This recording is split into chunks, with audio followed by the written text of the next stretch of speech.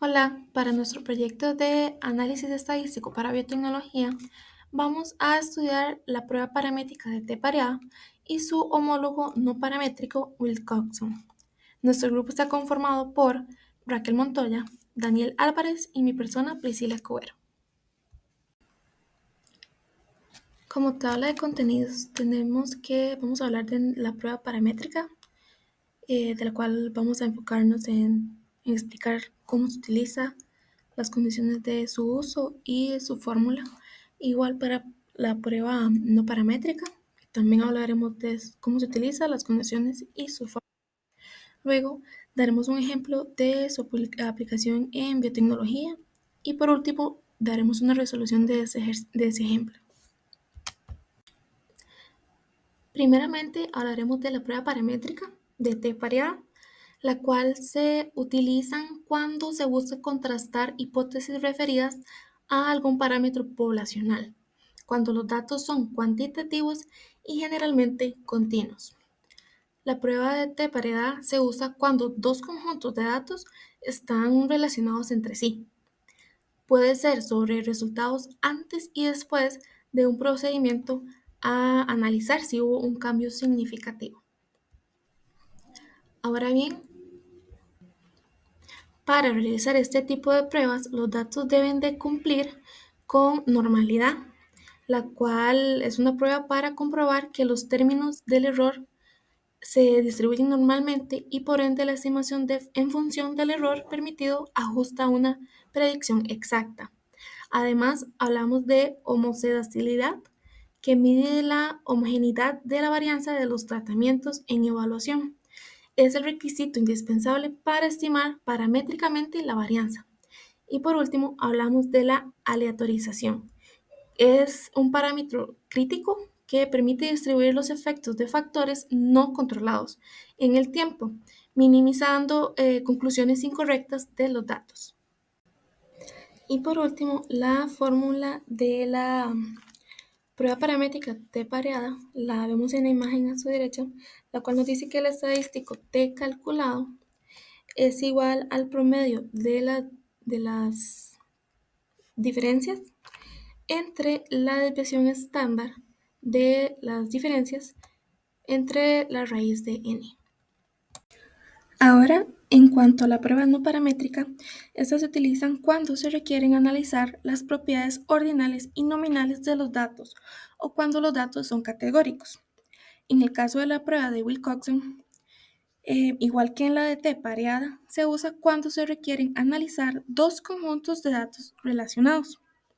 Ahora bien, en este caso, en cuanto a las condiciones de los datos, estas pruebas no exigen el cumplimiento de supuestos estadísticos de normalidad, homocedasticidad y de aleatoriedad en sus datos, caso contrario a la prueba paramétrica de T pareada.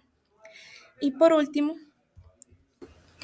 en cuanto a la fórmula para la prueba de Wilcoxon, no hay una fórmula como tal, sino que lo que se utiliza es la sumatoria de rangos positivos y rangos negativos. Luego de estas sumatorias se comparan con las tablas para el estadístico de T de Wilcoxon, donde usando la intersección en la tabla entre el número de muestras n que dio de diferencias y el número alfa se encuentra un rango de alfa. Ahora, si estas sumatorias de los rangos se encuentran dentro de este rango de alfa, se acepta la hipótesis nula. Ahora, tras haber visto la parte más teórica y tediosa de la prueba de Wilcoxon, a continuación vamos a presentarles un estudio de caso para que sea más fácil y llevadero lograr entender esta prueba no paramétrica.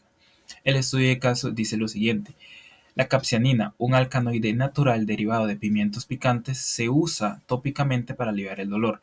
Gracias a la biotecnología, su extracción y formulación se han optimizado, permitiendo su aplicación segura en medicina de diversas formas, ya sea como cremas o como parches transdérmicos.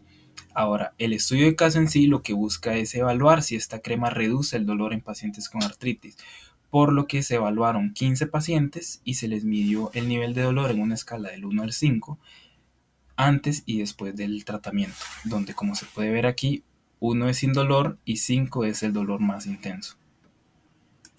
Continuando con la resolución de este estudio de caso, voy a proceder a explicarles cómo hacerlo utilizando la herramienta de Minitab. Como se puede ver acá, se tienen los niveles de dolor antes y los niveles de dolor después. A simple vista se podría decir que sí hubo una mejoría, pero no estamos totalmente seguros. Lo que nos va a confirmar si hubo una mejoría o no después del tratamiento son los datos estadísticos. Para esto hay que tomar en cuenta que Minitab solo cuenta con una prueba de Wilcoxon para una muestra, contrario a lo que mencionó mi compañera antes, que se utilizaban dos muestras, se hacía la diferencia entre el antes y el después, se hacía un rango y ese rango se comparaba con una tabla. En este caso Minitab solo tiene la opción de analizarlo con una muestra, entonces lo que se tiene que hacer es analizar y comparar un conjunto de datos, en este caso hacer el nivel de dolor después con una comparación estadística, que en este caso sería la mediana de los niveles de dolor antes. Entonces primero para eso tenemos que saber cuáles son las medianas. Nos vamos a estadísticas, estadísticas básicas, y en esta opción que dice mostrar estadísticos descriptivos nos va a salir esta tabla. Seleccionamos las dos variables que queremos estudiar y nos vamos a estadísticas. Aquí están todos los supuestos, digamos, todas las opciones. Nos tenemos que ir a la de la mediana y le damos a aceptar. Y estas serían las medianas. La del dolor antes sería de 4 y los niveles de dolor después sería de 2. Aquí otra vez a simple vista se puede ver por medio de las medianas como si hubo una mejoría.